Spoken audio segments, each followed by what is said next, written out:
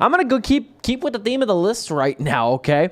I mentioned this last hour that I was going to talk about this, and now I guess I'm going to dive in and talk right about it, okay? Summer 2017, closes out with the worst Labor Day weekend in 17 years.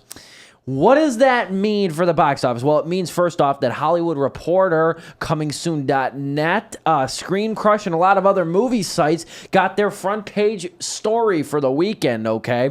Even Yahoo News. I saw this story on actually Yahoo News. Once every, maybe like 3 times a year, they'll cover like a historic box office, historically high, historically low box office. They'll harp on this and how this is the death of movies. And everybody's making this out to be. And if you look at the numbers, this is true that this was one of the summers of Hollywood where they really struggled to try to, with box office numbers and such. But here, I'm going to give you 5 reasons right now.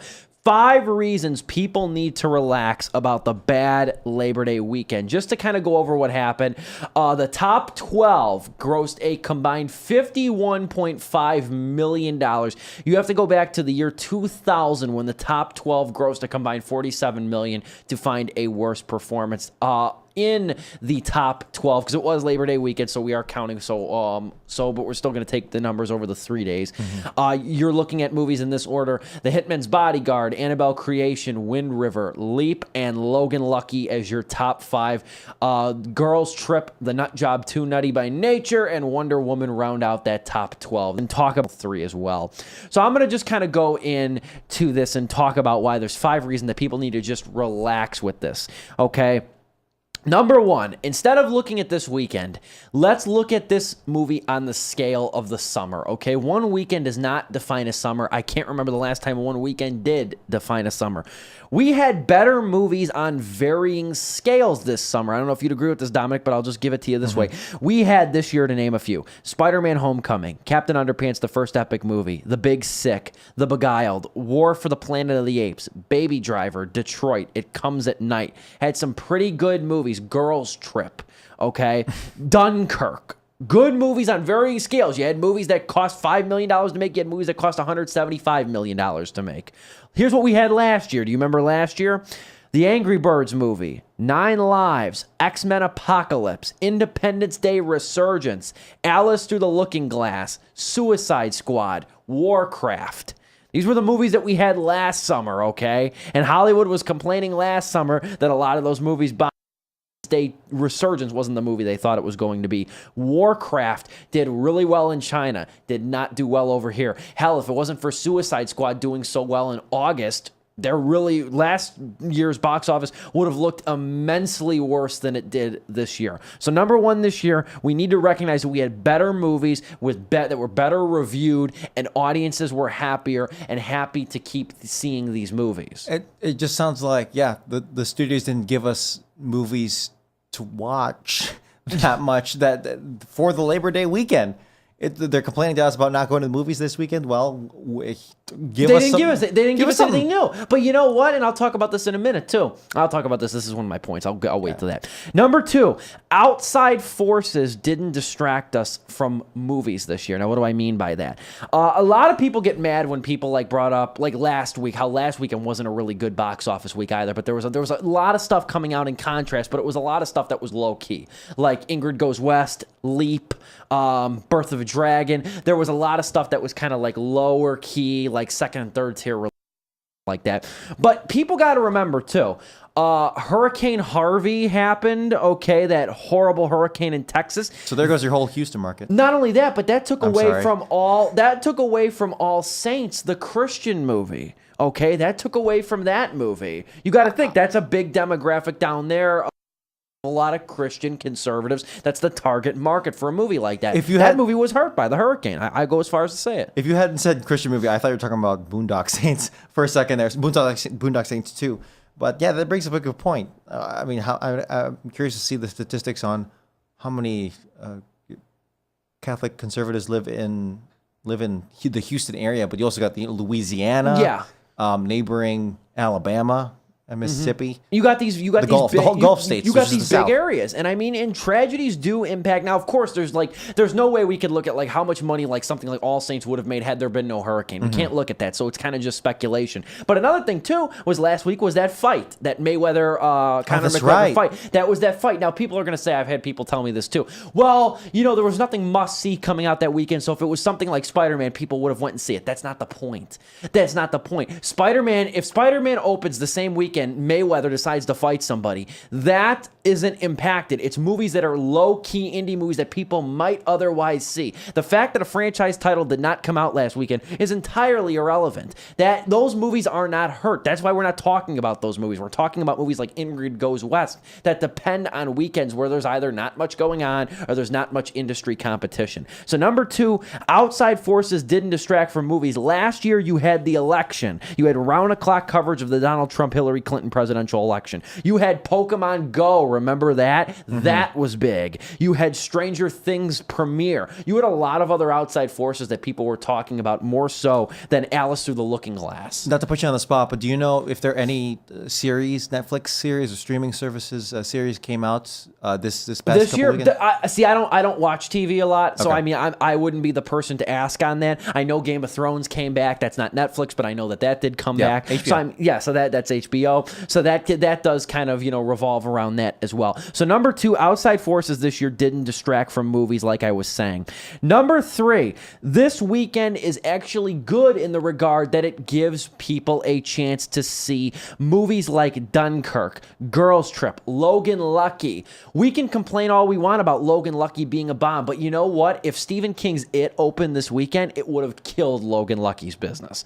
Okay, this is a chance for movies to make their money back. And not to mention, you got movies like Wind River, which is a great film, Logan Lucky, Dunkirk, Girls Trip. This is a demographic that doesn't rush out to watch movies opening weekend, okay? This is a demographic that needs 2, 3, 4, sometimes 5 weeks before they can go out and see it. Maybe they want to wait till, like you said last hour, go to the Tivoli in Downers Grove to see a movie like this. What's Bleecker came out with Logan Lucky, right? That was the studio? Yeah, that was Bleecker Street. Okay, what else have they released? Did you know? Megan Levy this year, they released Patterson, which is another Adam Driver movie. Megan Levy was the one about the Iraq veteran that was that's right, with the dog. You know what I mean? That was that film. The other one that was this year, which I'm not gonna lie, I don't want to go too much in this. I watched this for like 35 minutes and shut it off. I was not in a mood for a movie like this, and this movie did not do anything. It was The Lost City of Z with Charlie Hunnam. I mean, I couldn't. I don't even know. I like Charlie Hunnam from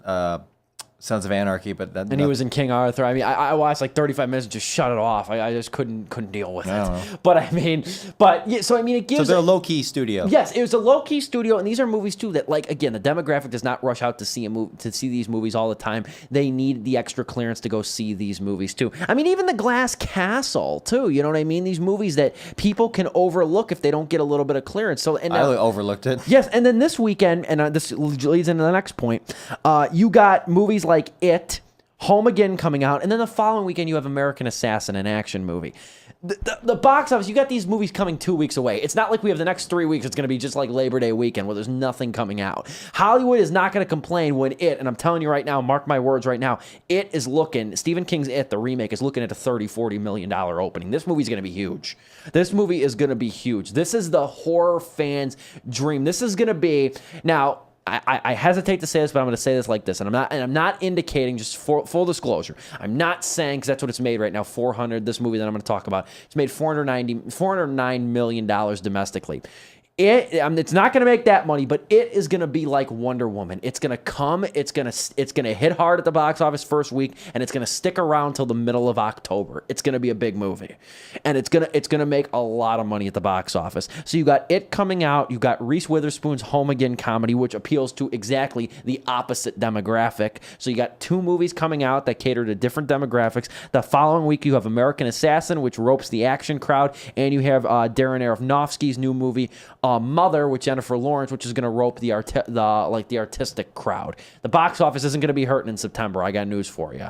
So that's number 4. There's going to be more movies coming out this month that are going to attract people to make up for a lackluster Labor Day weekend. And then number 5, This complaint came out last year, or a very similar complaint came out last year, when half the films that I mentioned before that came out, like I said, in the summer of 2016, either under like The Beguiled flourished in China. So what do you want now? You get movies like The Beguiled, you get movies like The Big Sick, you get movies like War for the Planet of the Apes that operate on very different playing fields. Same with Girls Trip was a very surprise success. Nobody thought that movie was going to make over $100 million domestically.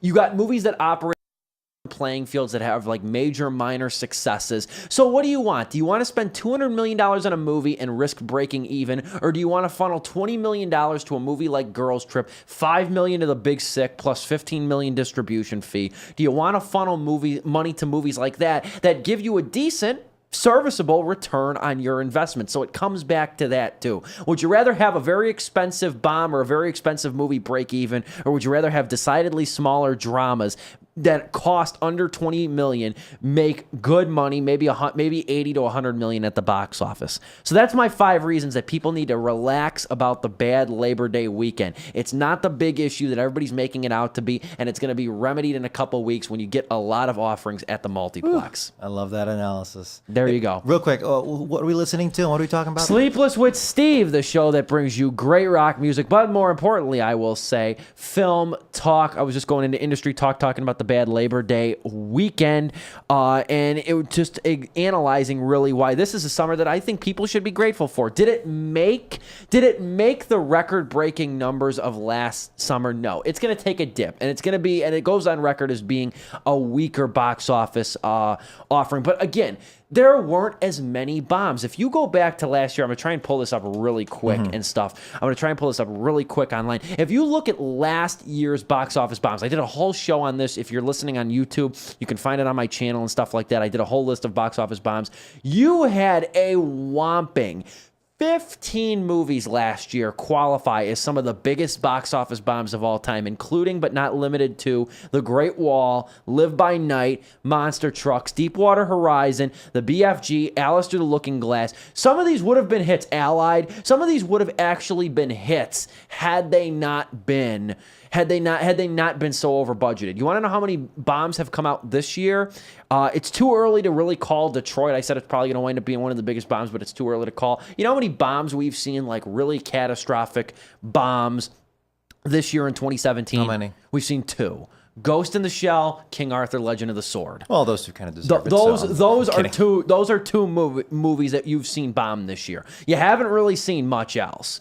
So that's another detail too, is that Hollywood can mope and they can complain and they can talk about how this year this was one of the worst summer records on money. Yeah, but how many hundreds of millions did you lose? You had a lot of pretty good successes. I would say outside, I'm going back to look, of like Transformers, the new Transformers movie, you really didn't even have that many movies underperform that were these big tentpole offerings. You really didn't have them underperform. You could say War for the Planet of the Apes didn't do amazingly well, but if Wonder Woman and Spider-Man Homecoming didn't sort of outweigh that, then I don't really know what did, you know? As someone who views a lot of things through the lens of media, social media and news media, can you Google search right now? Labor Day box office, and tell me some of the headlines that come up from whatever news sites come up, Entertainment Weekly, Hollywood Reporter. If you want, I'll give you from Box Office Mojo. Just the headlines. Just give me the headlines. Oh, the headlines. Headlines. Okay. How are they worded? That's what you're looking for. Yeah. Labor Day, this was 2 days ago. Labor Day weekend, box office flops to worst in nearly 2 decades. You got Hitman's Bodyguard leads Labor Day weekend as Tulip Fever wilts. That's a pretty good one. Good work, Variety, on that headline. Hollywood has worst weekend in 16 years. This was last year, pitiful Labor Day box office results come in and stuff like that. So you're getting a lot of pessimistic. If you want to look, too, here's an interesting fact, too, that I didn't know. The highest grossing Labor Day weekend movie from 1982 on is actually the Rob Zombie remake of Halloween from 2007. Made $30 million. Another weekend that Labor Day is often compared to in movies is, and it hasn't been as bad recently, but it's a weekend when nothing's out, there's distractions, is Super Bowl.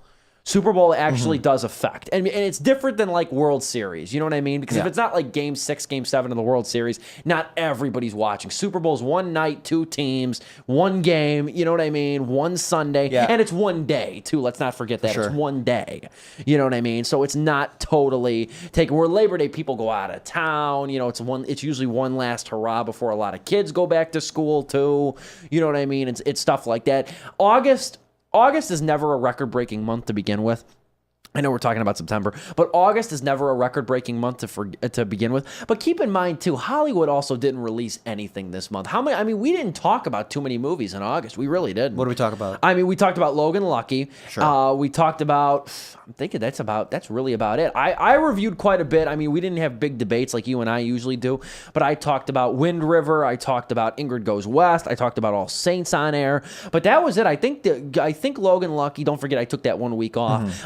Logan Lucky really didn't, was our only really major thing. I saw Annabelle Creation. If I might have saw that earlier, I could have had a bigger talk about that.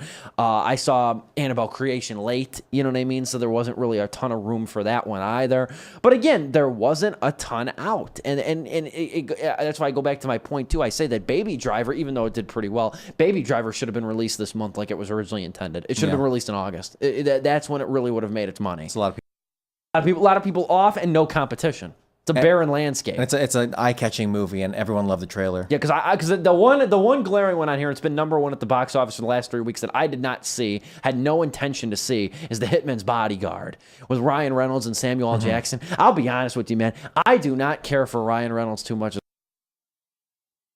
Outside of Deadpool, most everything he sees, I don't care about at all. Like, I skipped R.I.P.D. I skipped this one. Everyone skipped R.I.P.D. I mean, but this one is actually doing fairly well, and it's like, Sure. I don't care to watch this. You know what I mean? Like, I saw the trailer for it, and I'm like, I'm interested just on a level of, oh, hey, it's Ryan Reynolds, Sam Jackson running around shooting stuff. you know, I was very surprised, but I did not want to see that. But again, Labor Day box office week was admittedly bad, but again, Hollywood's not going to be crying. I'm telling you, wait for those receipts. I'll eat crow on it if I'm wrong, but I don't think I'm going to be. It is going to be a big movie.